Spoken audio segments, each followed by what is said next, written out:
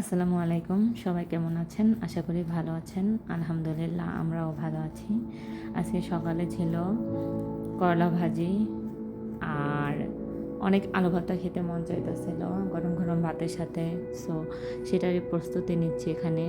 পেঁয়াজ কুচিকে লবণ দিয়ে সুন্দরভাবে মাখিয়ে তারপরে তার সাথে শুকনো মরিচ দিয়ে সরিষার তেল এগুলোর সাথে দিয়ে খেলাম। আপনারা আলু ভর্তাটা কীভাবে খান অবশ্যই কমেন্টে জানাবেন। কাঁচা মরিচ দিয়ে নাকি শুকনো মরিচ দিয়ে? আমরা বেশিরভাগ শুকনো মরিচ দিয়ে খাই, মানে কাঁচা মরিচ দিয়ে তো আমাদের খাওয়া হয়ই না। শুকনো মরিচটা একটা আলাদাই ফ্লেভার, যেটা মানে আমাদের কাছে খুবই ভালো লাগে। আর আমার হাজব্যান্ডের তো 3 বেলা যদি শুকনো মরিচ দেন মানে ভেজে, উনি শুধু ভাতই মানে শুকনো মরিচ দিয়ে ভাত খেয়ে ফেলতে পারবে, ওনার এত ফেভারিট। তো এখানে বেশি করে সরিষার তেল দিয়ে নিলাম। আমার কাছে সরিষার তেলের ফ্লেভারটা অনেক খুব ভালো লাগে। এখানে আমি সুন্দরভাবে ভিডিওটার মধ্যে দেখছেন সুন্দরভাবে নিয়ে নিয়েছি।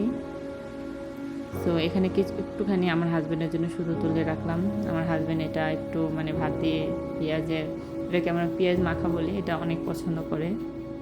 তো আমার হাজব্যান্ড বলছিল ওনার জন্য রেখে দিতে, আর পেঁয়াজটা একটু কুচি কুচি করে বেশি করে কুচি করতে, যাতে ওনার মানে ওইটা ওনার খেতে বেশি ভালো লাগে।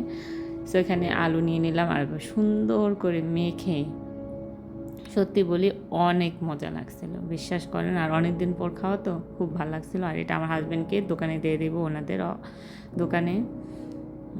সো এটা বাটিতে বেড়ে রাখলাম। আর এখানে আমি গরম গরম ভাত, ধোয়া ওঠা ভাত, মাশাল্লাহ, ওগুলো নিয়ে নিচ্ছি।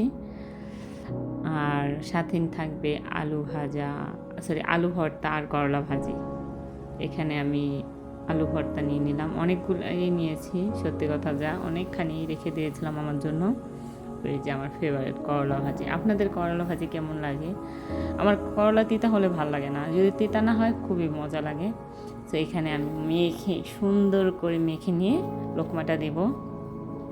সো আপনাদের যদি ভিডিওটা ভালো লেগে থাকে অবশ্যই লাইক, কমেন্ট, সাবস্ক্রাইব করে আমার পাশে থাকবেন। আল্লাহ হাফেজ।